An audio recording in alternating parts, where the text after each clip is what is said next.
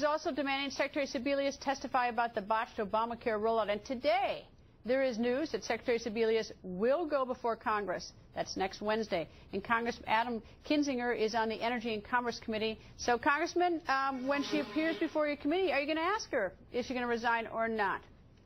I think there's a lot of questions that need answered, and that may be among them. You know, what role do you play in this? Obviously, you're the overseer of this whole program. You told us, your people told us for weeks when we've done hearings, okay, is this ready to go? Is it ready to go?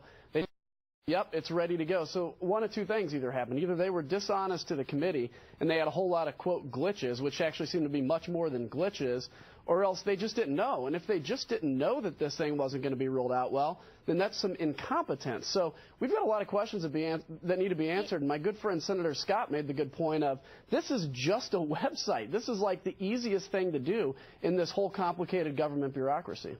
All right, let's assume that she goes before Congress, which she will. You grill her and you ask her all those questions. And let's say 3 weeks or 4 weeks from now, the website is up and running. It's smooth, that there were not fatal flaws, but horrible glitches, but everything's up fine. No harm, no foul on the website at that point. Do you then think that she should stay?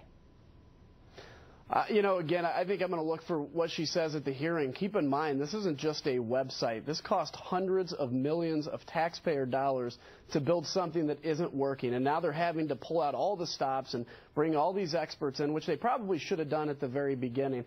And I wonder where she is. She's now agreeing to testify to us next week. It'll be interesting what she has to say. But ultimately, if this continues, yeah, I don't think there's any doubt that she needs to be replaced and move on. This is something that, again, is not just a good news story. It's not just anything. This is real taxpayer money that's being invested in a program they made huge promises about.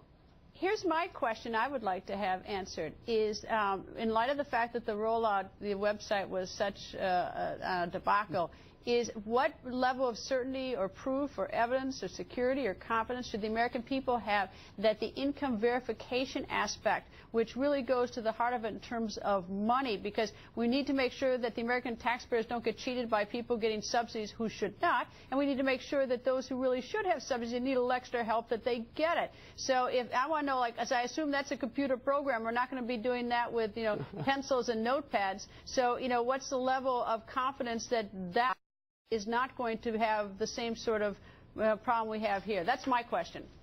Well, and I think that's a great question, because keep in mind the administration, one of the very small concessions that we actually got out of this continuing resolution deal was the income verification piece. Keep in mind, up until that happened, the administration said, you know what, we're just going to take your word for it for a year. So somebody could make $200,000 a year and say, you know what, I make at a level that I should get subsidy, and they just be taken at their word. I mean, so we actually got that done, but I don't have a whole lot of faith that the administration is going to follow through on enforcing that. Yeah, I mean, getting it done is one. I mean, you actually have to have an effective execution of it. It's not just enough to have it stuck in some continuing resolution, which I might add with a lot of pork that nobody asked for, the American people. But, you know, the execution has to be effective and productive. It can't just be, you know, well, we stuck it in the bill and it just didn't work, whatever. And you see that 100 times. I mean, we pass bills out of Congress and the administration takes them, and in the execution of those bills comes up with something totally different than the sense of Congress. You see overreach from the EPA. We'll see it in the HHS and all over from this administration. So we have to be on top of this. Congressman, thank you, sir. It was good being here. Thank you. Coming up, a young white couple's car is surrounded